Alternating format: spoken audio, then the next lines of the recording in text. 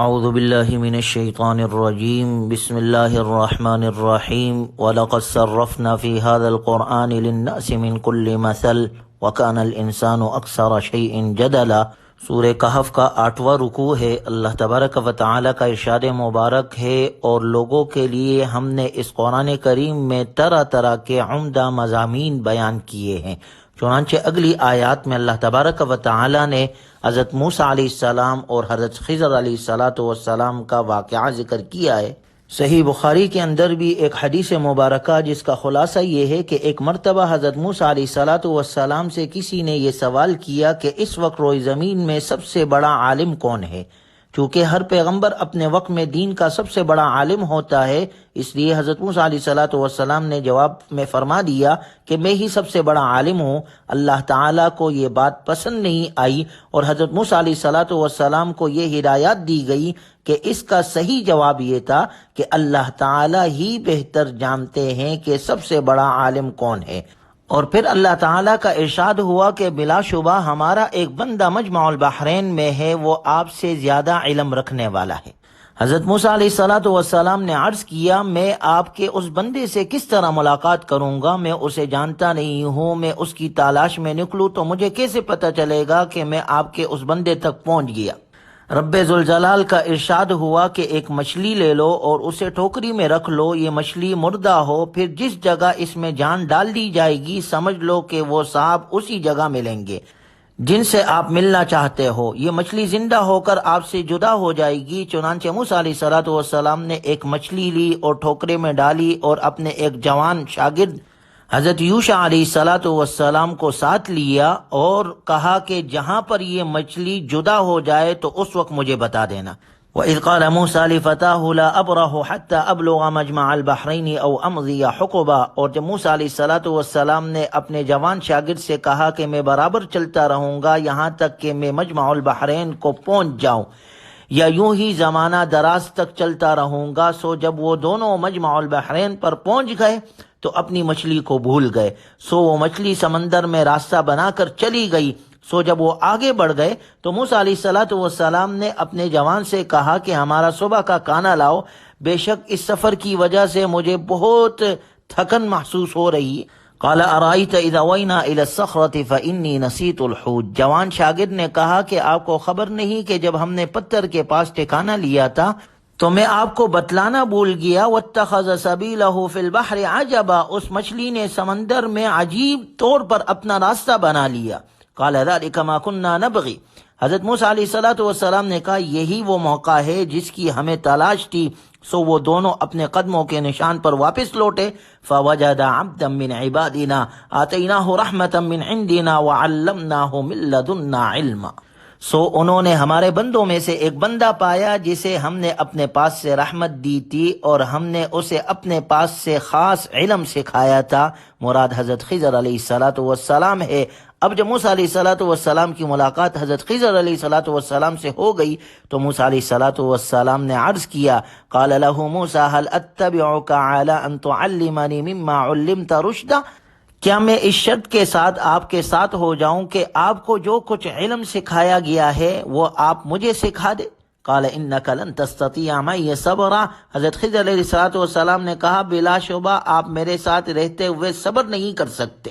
جس خصوصی علم کے سکھانے کا ذکر کیا جا رہا ہے اس سے مراد علم تکوینی ہے، جس کا ذکر اس واقعے کے آخر میں آ رہا ہے۔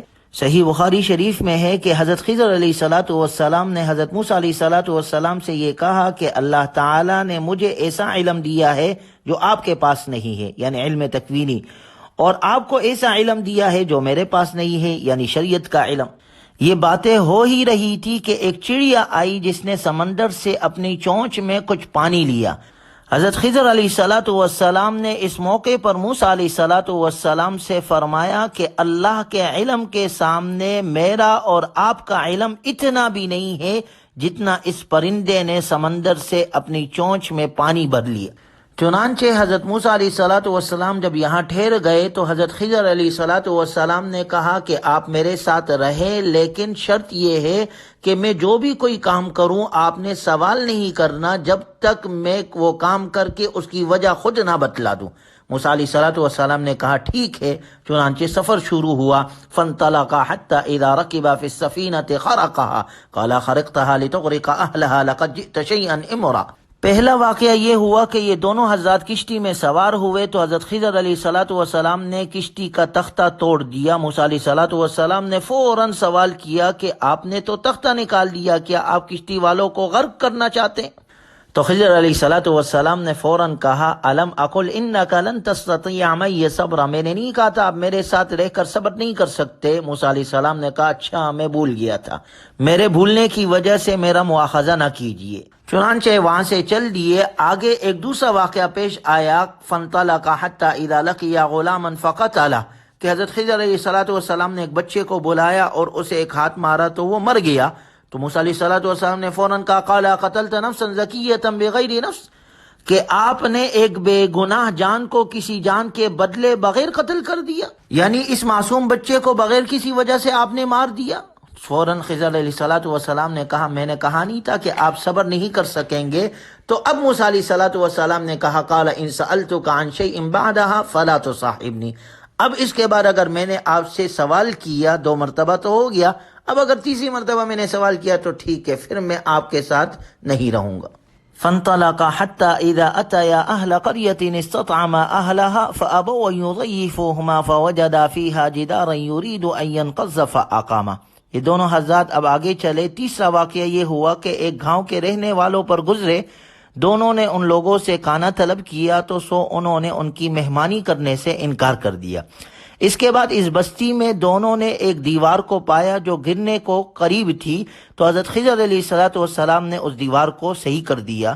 اس موقع پر حضرت موسیٰ علیہ السلام نے کہا قال لو شئت لاتخذت علیہ اجرا، اگر آپ چاہتے تو مزدوری کے طور پر اس عمل پر کچھ لے لیتے۔ حضرت خضر علیہ السلام نے کہا قال هذا فراق بینی وبینک سأنبئک بتأویل ما لم تستطع علیہ صبرا، اب میرے اور آپ کی جدائیگی کا وقت آ گیا ہے، اب میں آپ کو ان باتوں کا مقصد بتائی دیتا ہوں جن پر آپ سے صبر نہیں ہو سکا۔ چنانچہ حضرت خضر علیہ السلام نے وہ تینوں کام جو کیے تھے ان کی وجوہات اب بتائی۔ پہلے نمبر پر کہنے لگے اما السفینۃ فکانت لمساکین یعملون فی البحر وکان وراءہم ملک یأخذ کل سفینۃ غصبا، کہنے لگے کشتی کا تختہ اس لیے توڑا تھا کیونکہ آگے ایک ظالم بادشاہ کے کارندے کھڑے تھے جو ہر سالم اور نئی کشتی زبردستی چھین رہے تھے۔ جب میں نے اسے عیبدار کر دیا تو یہ اس ظالم کے قبضے میں جانے سے بچ گئی، اور وجہ یہ تھی کہ یوں ان غریبوں کا ذریعہ معاش محفوظ رہا۔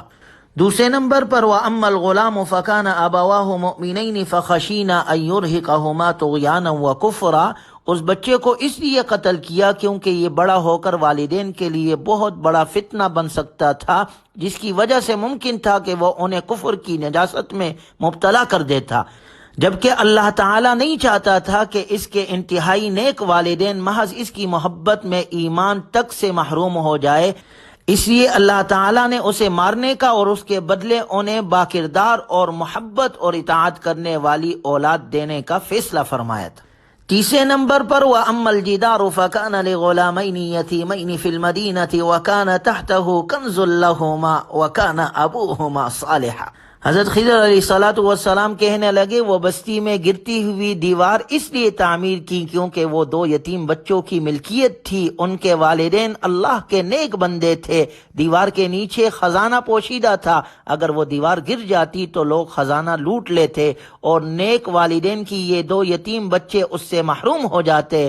اس دیوار کو اس لیے تعمیر کر دیا تاکہ جوان ہونے کے بعد وہ اس خزانے کو نکال کر اپنے کام میں لا سکے۔ گویا یہ تینوں وجوہات بتلا دی گئی کہ یہ تینوں کام میں نے اس وجہ سے کیے۔